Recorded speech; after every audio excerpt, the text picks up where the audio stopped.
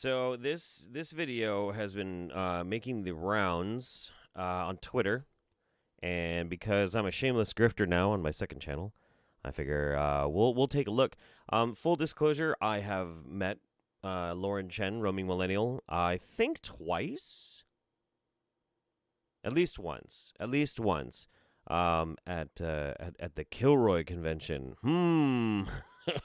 And she was nothing but nice and kind to me and super sweetie pie. But it took me quite a while to understand that there is something deeply, deeply wrong with Chen.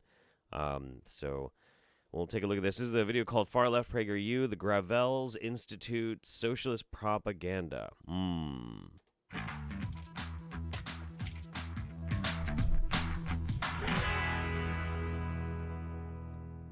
Hey guys, welcome back to the show, and thank you so Why does it look like... Oh, okay, there we go. It was looking kind of crappy.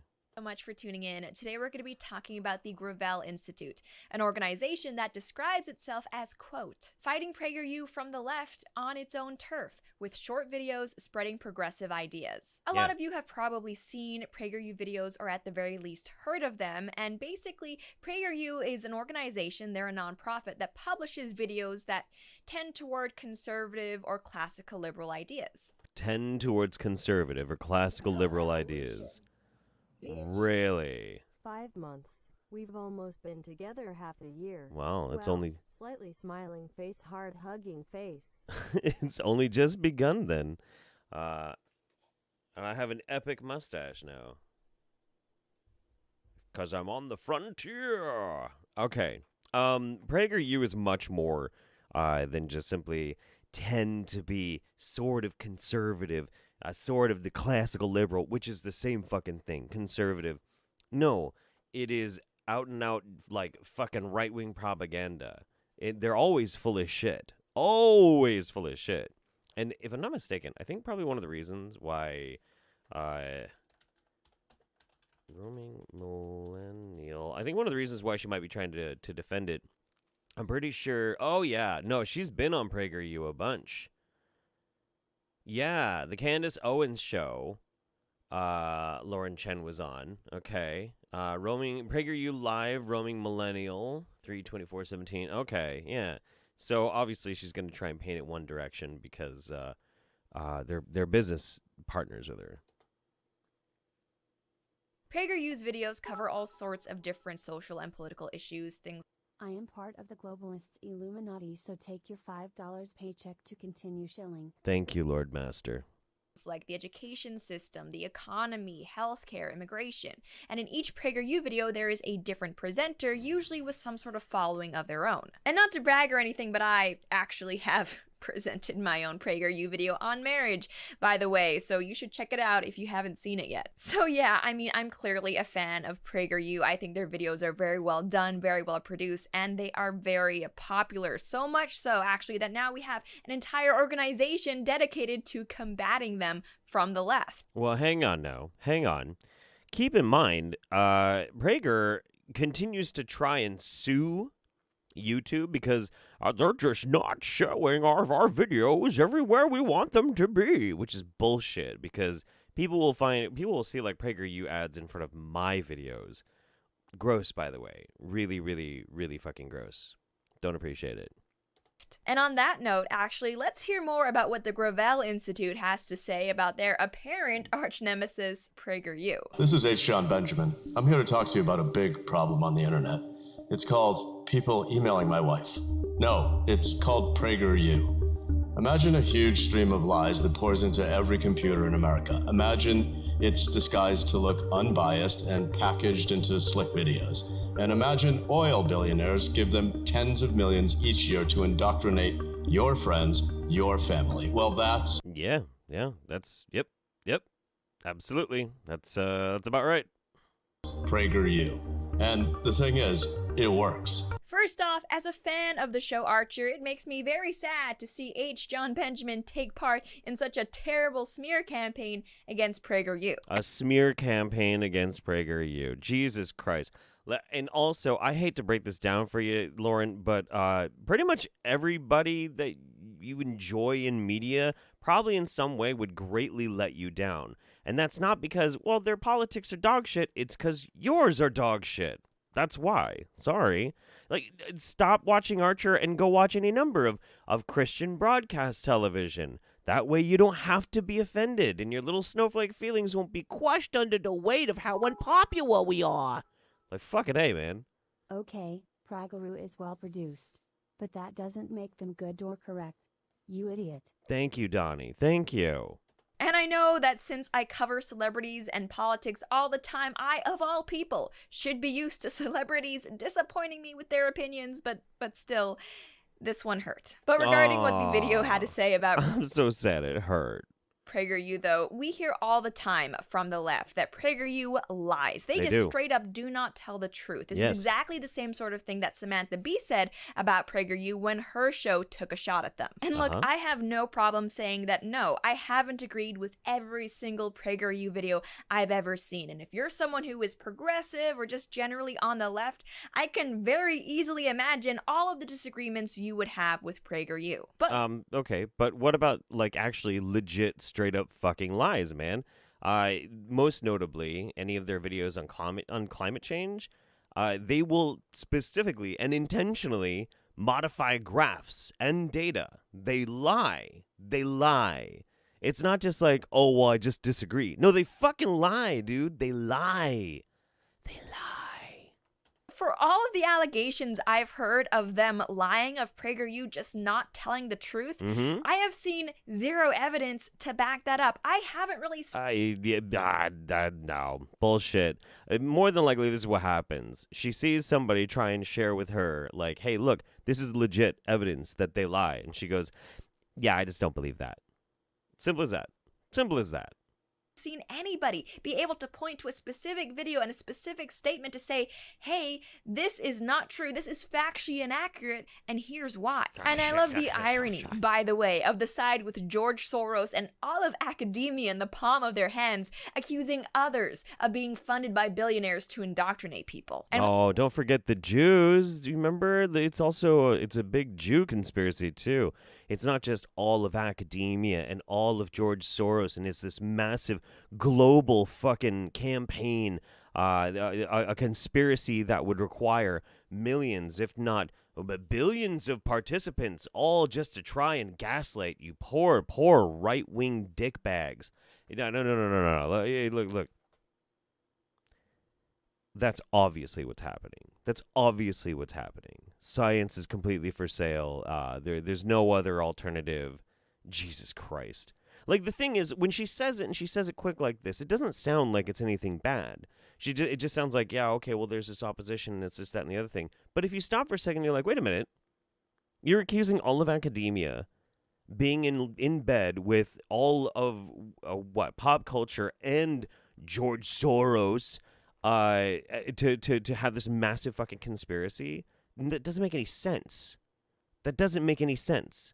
That's like going from zero to a trillion. It's absolutely wacky.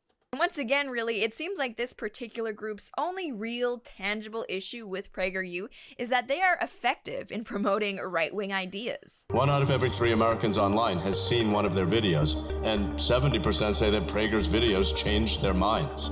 This stuff makes a difference, and every day it is pulling people toward the right. Pulling people toward the right. Ooh, Yeah. how scary. I love the dramatic music behind all of this. You'd think he was discussing the spread of white supremacy or something instead of just lower taxes. Whoa, slow down there, girl. We'll get there. You take us there. No. You take us there. It's okay. Slow your roll. She's talking about me. I am George Sorbus. George Sorbus? Your last name is Bus? George Sorbus? Okay. I'm glad you want to be in this video so much, Donnie. I appreciate that. That's cool. Yeah, all right. Anyway. Smaller government. This just goes to show how terrified the left is of right-wing ideas, because deep down, I think they know that if the public discourse was actually free and open, right-wing ideas would be dominating. But the progressives, of course... Oddly, they are not. Oddly, they are not. Except in very specific places in which, propaganda is allowed to propagate.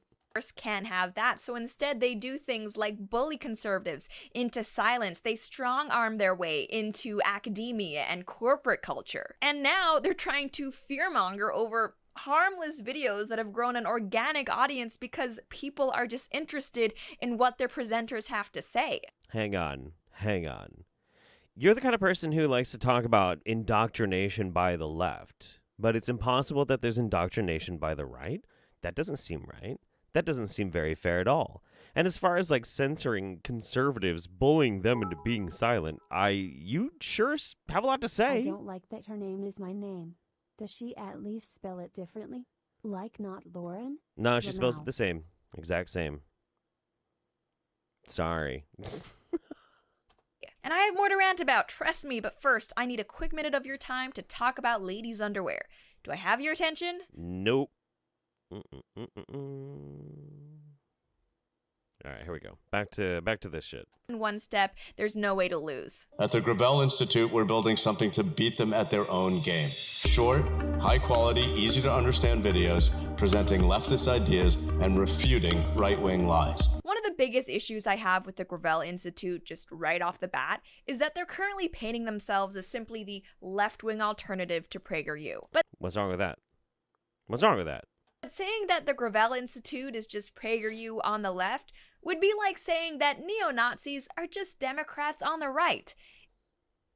What the fuck? What? In that it's a totally false comparison. PragerU presents mainstream conservative ideas as well as just classically liberal centrist ideas. And That's the same fucking thing. You said the same thing again. Classically liberal means conservative. That's what that means. You got to stop with this branding thing. Nobody fucking buys it anymore. Classical liberal means conservative. I'm sorry. That is what it is. And okay, sure, they bring forth mainstream right-wing concepts. They're also wrong. So what? They're fucking wrong. They're still wrong. You admitting that PragerU is mainstream is basically you admitting that intellectually dishonest and factually incorrect material has come from the far right and has now been adopted by mainstream right-wing propagandists like what you do. You literally do this. You do the same fucking thing, and you work with PragerU. So obviously, yes, of course. in fact, some of their presenters are actually liberals. In contrast to that, though, No. from everything I've seen, the people at the Gravel Institute are literal socialists. Don't believe me? Well, let's check the receipts. Heading over to their profile, we immediately see that about this week's presidential debate, they believe that, quote, Bernie would have won. So what? Who fucking cares? A lot of people still love Bernie. Who cares? In response to an accurate PragerU post stating that Marxism, wherever it's been tried, many people died, they retweeted a post by one of their presenters, who we'll get to in a second, saying, I have some bad news to break about capitalism. Yeah. You can basically look at any capitalist system and see that there have been awful things that have happened for the sake of maintaining capitalism. That isn't to say we should abandon capitalism. That's just to say that there are always consequences. Sorry. Some bad news to break about capitalism. This group is explicitly anti-capitalism, and I know the Overton window keeps shifting left, but if you ask me... Okay, first of all, the Overton window has not shifted to the left. It's shifted overwhelmingly to the right. Everybody in the world fucking knows this. If you look at where our center is in America, which, by the way, Chen is not in America, she's Canadian, that is firmly over in the right side globally. Our Overton window in the United States has overwhelmingly shifted to the right. This is a constant lie that is always being brought up by the right wing to try and shift and pivot things over that direction to basically try and mainstream more further and further right-wing ideas. That is literally what Lauren's fucking job is. But okay, all right, having criticisms of capitalism is fine. There's nothing wrong with having criticisms of capitalism. What are you afraid of words? You afraid of talking about ways in which we can adapt and change? It's absolutely pointless. It's brainless. It's stupid as fuck. It's pseudo-intellectual. that is still an extremist and fringe position to have. No. They've also gone on to say that democracy without socialism is a joke, and Okay. the way to get young people to vote isn't doing dances on TikTok, it's free college, Medicare for all, and a Green New Deal. Yeah, sounds great. Sounds awesome. We should do that. That sounds awesome. Yes, young people like free crap. This isn't news to anybody. You live in a country with free socialized healthcare. It's real easy for you to say that. You don't have to worry about it, Lauren, Canadian, foreigner. You have socialized fucking medicine. You don't have to worry. That is not something that you are going to stay up late at night worrying about being able to pay your medical bills. We do.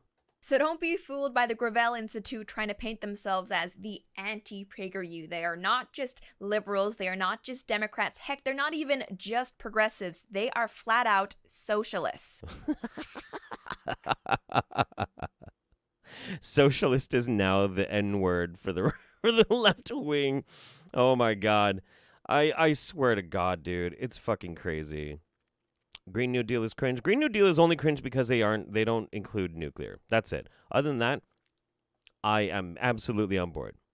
But yeah, no, this is absolutely wacky. And the thing too is like when you were talking about right-wing propagandists, when she says socialism, she might as well be saying communism. That's what she means. She doesn't just mean socialism as a concept, because lots of things are socialized. Our fire department is socialized. Our roads are socialized. Her health care is socialized. This is the kind of thing that happens all over the place. What she means is communism. But they basically started to water down the definition between socialism as a concept and communism as this big spooky red scare, so that they can very easily try and paint people as extremists. Let's move on now, though, to the Gravel's Institute first PragerU-style 5-minute video. The presenter of this video is an activist by the name of Brianna Joy Gray, who is probably best known for being part of Bernie Sanders' presidential campaign this past year, and for being, you guessed it, a self-avowed socialist. This past April, after leaving the campaign, she tweeted out, "On the plus side, I can drop the democratic from my tweets about why socialism is good. Winky smiley face." Obviously, none of these Bernie Sanders people have anyone fooled with this whole democratic socialism shtick they have going on, but Well, a lot of them are actually democratic socialists, of course. A lot of them probably are. Some of them aren't. Uh-oh. I mean, what are you scared by dangerous ideas, Lauren Chen? Ooh. still, it is interesting to see them just fully pull off the mask and admit, yeah, I want to redistribute your crap. And with that kind of background, it should come as no surprise that the topic Gray chose to do her Gravel Institute video on is why big government is good. Actually, let's watch. Sure, the US government is big, but not as big as it used to be. As a percentage of the economy, federal spending is smaller now than it was in 1954. So this video starts off trying to convince you that big government is good, actually, by asserting that government now isn't even all that big to begin with. And even though they're not technically lying in this segment, it is one of the best examples of misinformation I have ever seen. Wait. So they're not technically lying. So they're technically telling the truth. I hope she explains. Gray says that the federal government actually isn't as big as it used to be, pointing to a specific figure in 1954. Yeah. So if the government isn't as big as it used to be, then clearly that must mean that the government is actually getting smaller all the time, not bigger all the time like those lying conservatives like to say. Right? Wrong! This is totally wrong, and I'm going to use the same source the Gravel Institute does to prove it. Okay. As you can see on this graph found at usgovernmentspending.com, starting in the year 1900, US government spending was very, very low. But then it understandably peaked during World War I. It went back down again, then gradually started rising in the late 1930s, eventually peaking again and dwarfing any previous spending at the height of World War II. Okay. After the war was over, spending fell down again, but it had a slight resurgence in the 50s. I.e., the year that the Gravel Institute conveniently chooses to compare present-day spending to. So yes, technically it is true that there are points in history in the past where US government spending was more than it is today, but that doesn't change the fact that the overall trend throughout the past century of government spending is that it gradually increases. No. Wait. Look, we can even just look at the chart. That is not a gradual increase. It looks like it started to spike up here in 2020, and surprise, surprise, that's when Trump spends $1.5 trillion into trying to stimulus for the fucking for the stock market due to coronavirus. But before that, that's a pretty even line. I mean, maybe it goes up, maybe it goes, oh, look, it was lower here. Like, are you actually trying to fool people with this? And also, you're not putting up any actual numbers. There's no actual numbers that are being put here. There's just this really shaky, weird, badly rendered fucking graph. This is it? This is it? Overall trend throughout the past century of government spending is that it gradually increases. But it Just look doesn't. at the graph for yourself. Government spending always gets bigger, and it rarely, if ever, gets smaller. But it and did. that's the trend with state government, federal government, local government, you name it. But it and did. besides, that data measures government spending as a percentage of GDP, meaning Yeah. that if the economy is growing, then government spending can also grow without the government spending figure actually changing. Yeah, we have more money as a country, and so we can put more money into the programs that we have, but the percentage doesn't change. That's called math. You fucking idiot. Yeah, that's called math. How do you have a problem with this? Even though spending is increasing. I personally think that is a terrible way to measure or validate the size of government. I mean, just because your economy is bigger, why does that have to mean that your government is spending more? It doesn't. And using this type of measure Wait, what? Why not? Why not? Why I don't understand what she's talking about. Why not? If the country is doing great and everybody's generating a lot more money, and so everybody has more money and the government has more money and the government uses more money, but it's still the same percentage that it's always had comparable to the GDP, what is the problem with that? Well, I don't feel like that's why? Can you explain it? measurement hides increases in government spending if they happen to occur at the same time as economic growth. And the US spends less. And this is the other thing too, is like Lauren should be arguing about like big government in the form of like regulation. That would be the most sensible way, the most effective way to communicate that we have a big government to conservatives. That's what conservatives want to know. Conservatives are like, the thing is, the concept of like the government spending money is not an indication of whether or not the government has more power and more control over our lives. That's the libertarian aspect to the Conservative Party that they somehow have adopted and think it makes sense. It doesn't, by the way. It doesn't at all. So, like, that would be the main thing. You would want to show that the government wields more power over the decisions in your life. The reason why she doesn't do that, guess why? Because the government's smaller in that regard. We've deregulated a shit ton of stuff. A lot of it that shouldn't have been deregulated. So, like, this is just trying to maintain some sort of, like, victim mentality. It's bizarre. Less on government than other countries, like Germany or Finland, that have lower rates of poverty and higher rates of economic mobility. The American dream is more alive in these big government countries than in America. There are Ooh, and this is where we come to the real spicy part of this video. a lot of differences between the US, Germany, and Finland. Uh-huh. But if you ask a socialist why it is that Germany and Finland perform better than the US in certain metrics, they'll say it's because the government is bigger and the taxes are higher. First of all, I don't think that's necessarily true, that's what somebody would say. That wouldn't necessarily be the first thing that I would say. I would say that they put forward progressive and humanist ideals much more than we do. If that means that they need more tax money, then okay, sure. If it means that maybe they have like bigger government programs, then okay, sure. But I mean, it's hard to argue the facts, you know?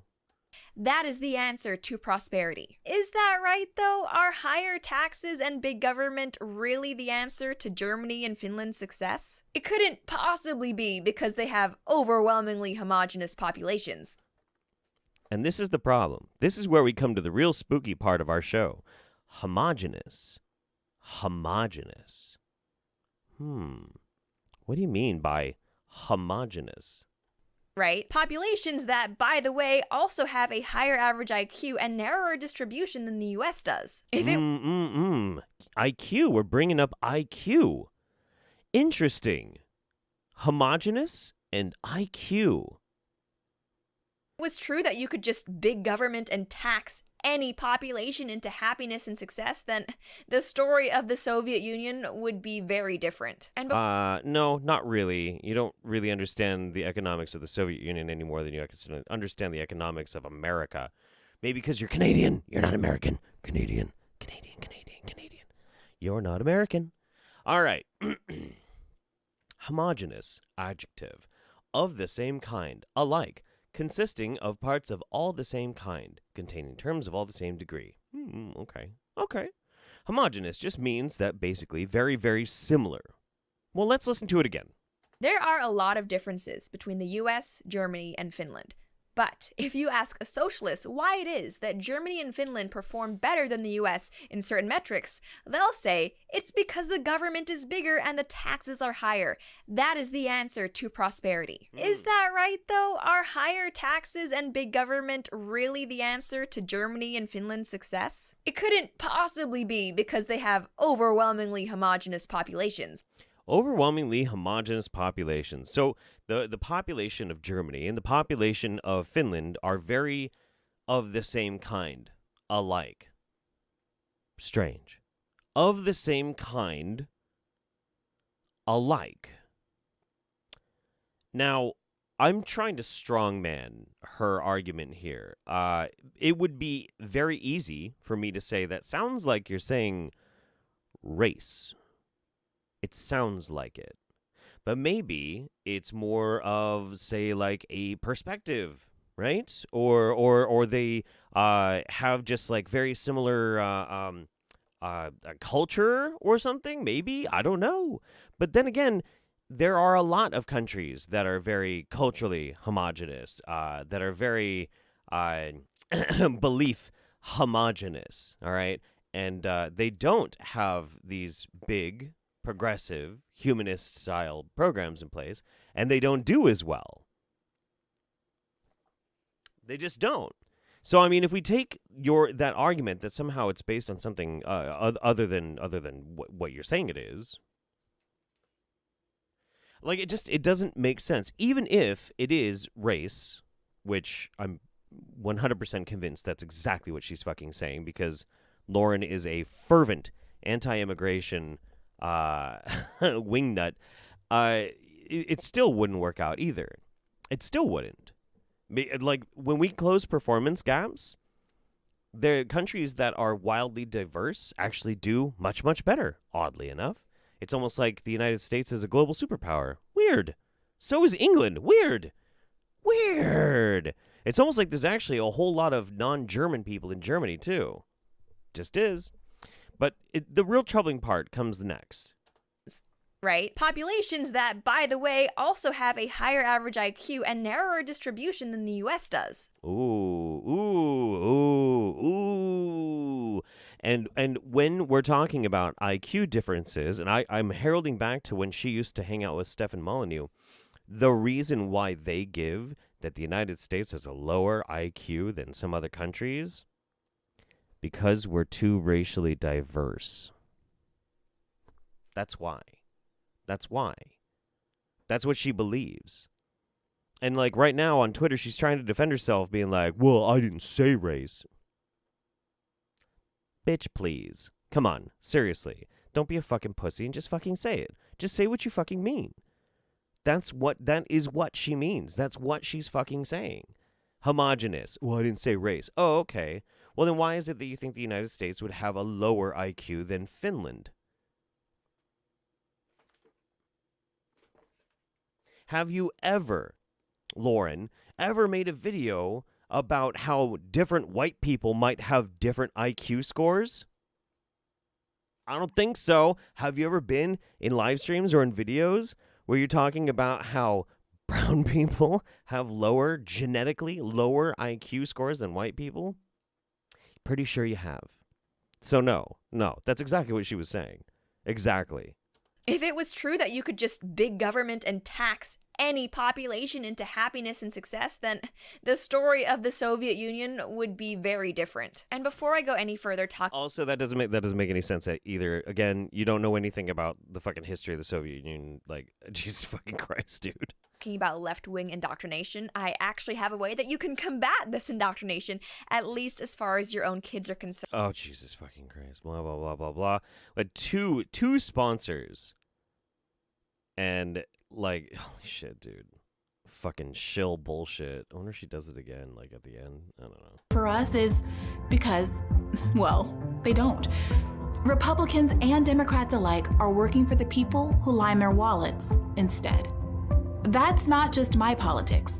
That's the academic consensus. Okay, so I don't actually disagree with what Gray is saying here. I do think that politicians, by and large, are in it for themselves. They're in it to make money, and they're in it to stay in power. Yeah. And I think that governments the world over cater way too much to special interests. But the thing is, that's just the nature of government, which Oh, so why change it? is why conservatives like myself want government to be as small as possible so that people can't take advantage of it. And I've just never understood How in the world does making government smaller mean that politicians can abuse it less? I've never heard anybody actually explain that to me. Like, how in the fuck does that work? Is that do people actually think like that's a real thing? That's a real thing? I don't think so. What the fuck? how people like Gray can acknowledge how corrupt government is, yet at the same time lobby to make it bigger and to give them more power. I think they're Right. under the naive assumption that government and government workers can just be this benevolent force in it for the good of humanity, but that's not realistic. Nobody says that. Nobody means that. Look, if you want to make government better, you need to impose term limits on everybody. Everybody. Congressmen, senators, Supreme Court justices, everybody. You need to have very, very firm control over any types of special interests. Any, at all. Go back to the days when Jimmy Carter had to sell his fucking farm because otherwise it was worrisome that he might benefit in some way from the office. Go back to that. There's any number of different things. Citizen oversight panels, re-empower and take away power from the executive branch and re-empower the congressional branch to do oversight to make sure people don't step out of their boundaries. That's how you do it. None of this has anything to do with the size of government. You just say that because it's vapid, hollow, dumb shit to fill the heads of anybody who's like trying to fucking listen to you and waiting for you to prime them with the easy answer. That doesn't even make any sense. It seems like no matter how many times the socialists and the communists get it wrong, they always think that no, if they just try again, if they just put different people in power, this time it could be different. It has nothing to do with any of that. It doesn't. That's just stupid buzzword bullshit. Look at this fucking hollow-headed dumbass. What the fuck, man? Yeah, this is hypnotism. What you said means absolutely nothing. It is the most hollow fucking gesture. It doesn't, there's no, oh my fucking God. But it's like, guys, fool me once, shame on you. Fool me, it's gotta be at least 7 or 8 times now with failed communist regimes, shame on me. See, socialism is communism. I told you that's what she's fucking doing. It's the same fucking thing. All of them are doing it. All of them are doing it. Somebody like 6, 7, 8 months ago, maybe even earlier than that, like passed down the marching orders that, okay, we're going to make sure we're going to bring back the Red Scare, but we can't say communist because we'll be made fun of all the time. So we need to start making everybody think that any statement of something vaguely socialist is now communism. In the 1950s, when the economy was growing faster than ever, the richest people in the country paid an income tax of 91%. The corporate income tax was above 50%. But after decades of tax cuts for the rich, the 400 richest Americans pay a lower tax rate than the bottom 10%. Now, this part of the video is just blatantly untrue. Despite what progressives might keep saying, it's just not the reality that the poor and working class out there are paying more in taxes than the wealthy. And since I'm no tax expert, allow me to share this piece from the Heritage Foundation. It says that, quote, using data from a new book by Berkeley economists Emmanuel Zayes and Gabriel Zucman, i.e. the people the Gravel Institute cite, the Times claims that the tax rate on the highest income Americans was 23% in 2018, falling below the tax rates of all other income groups. Okay. To get this result, they had to cook the books, systematically inflating the income of the richest Americans without also increasing taxes and leaving out important transfer programs for poor Americans, such as the Earned Income Tax Credit, which can more than offset the cost of the payroll tax for some with low incomes. What? Well, where's their evidence? The most recent IRS data from 2016 shows that the top 10% of income earners pay almost 70% of federal income taxes. Additionally, looking at all federal taxes, the Congressional Budget Office shows that the top 1% pay an average federal tax rate of 33.3%. The data also shows tax rates decline with income, and the poorest 20% of the population pays an average tax rate of just 1.7%. Okay, all right. Look, a lot of these things, since we're doing this all live and everything, I'm not going to be able to look up necessarily, but this is very snaky and very suspicious. The most recent IRS data from 2016, that's not the most recent IRS data. I don't know what that fucking means or why they picked that one.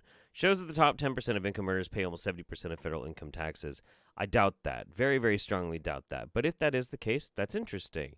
That does not, in any way, specifically say that they pay a higher tax rate than the 23%. They could just be so fucking rich that them paying a lower tax rate than everybody else, they still pay a shit ton in the overwhelming coffers of our federal income taxes. It's entirely possible.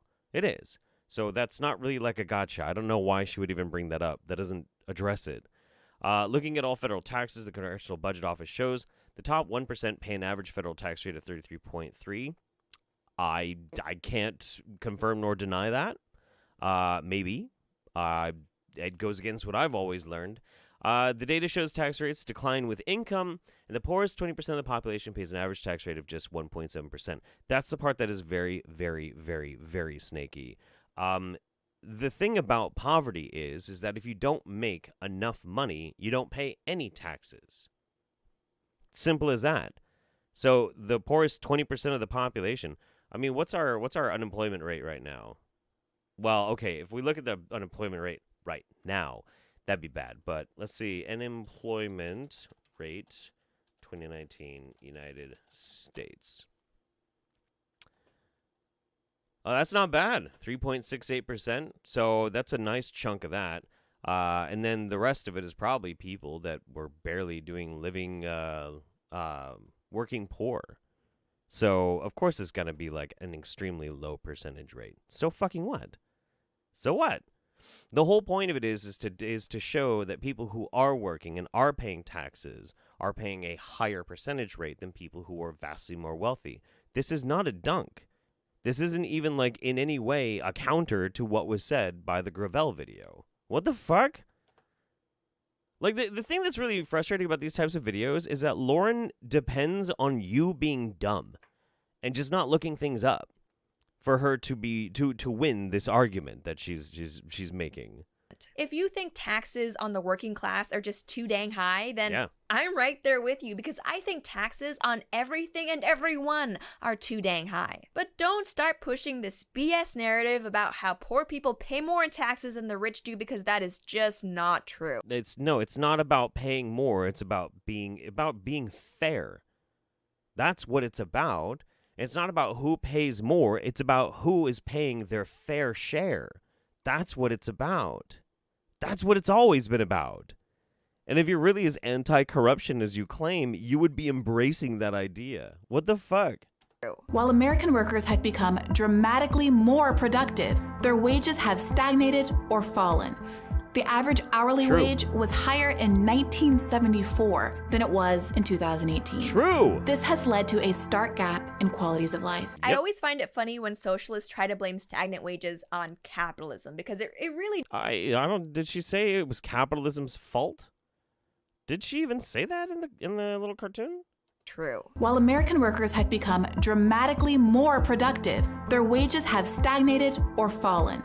The average hourly wage was higher in 1974 than it was in 2018. This has led to a stark gap in qualities of life. I always find it funny when socialists try to blame stagnant wages on capitalism because Well, they didn't say capitalism. There are any number of reasons why you can see stagnant wages happening. Especially like if we don't enforce it, and we're in a situation where people are desperately fighting for jobs because there are more people than there are jobs, that empowers those businesses and those companies and those industries to pay them less because the worker is not as valued as the job.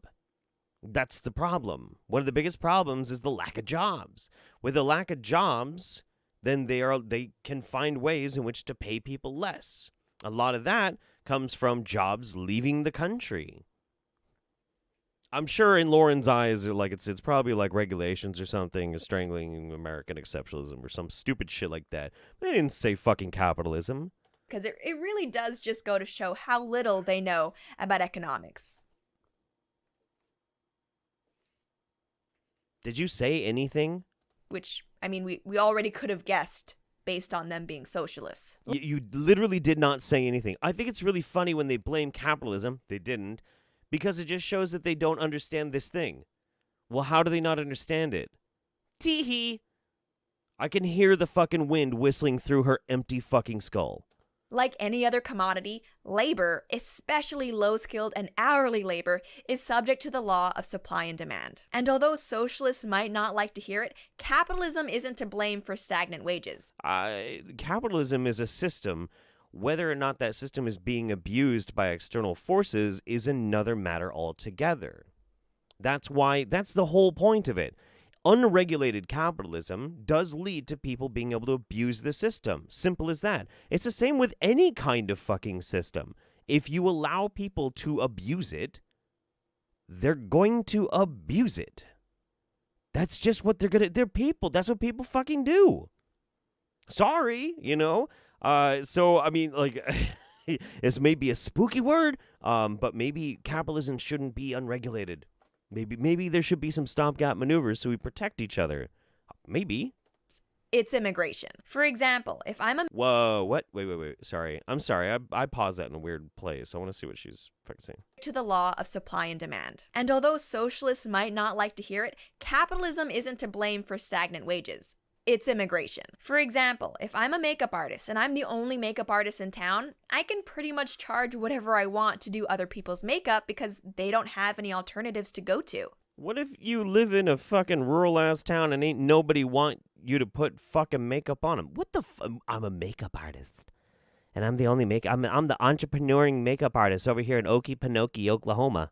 What the fuck? But then, say over the next couple of years, scores and scores of other makeup artists start moving into town and taking on jobs. Oh, okay. Now, all of a sudden, the amount that I'm able to charge people to do their makeup drops dramatically.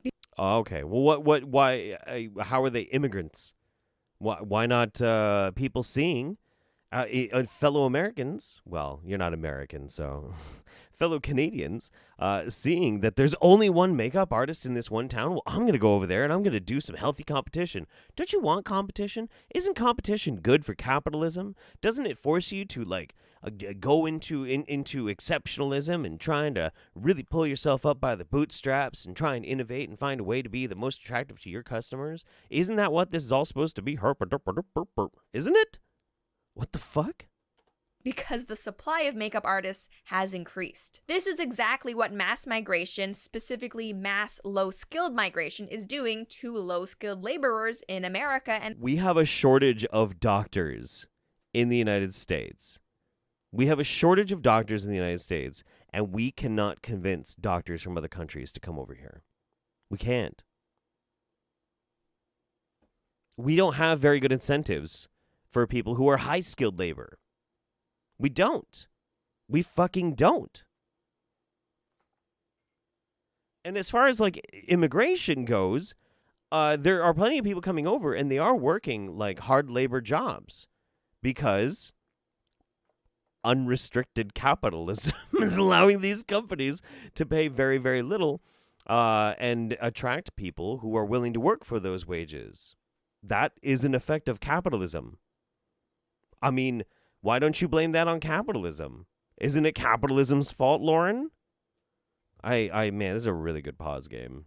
This is a good pause right here. This is pretty choice. She looks like she's about to take a shit.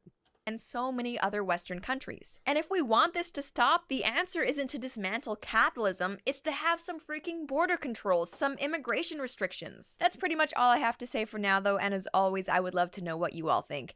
You're a fucking idiot. At least everybody's aware of exactly how much of a weird, race realist, spooky person you are at this point. That's great. It's been a good day.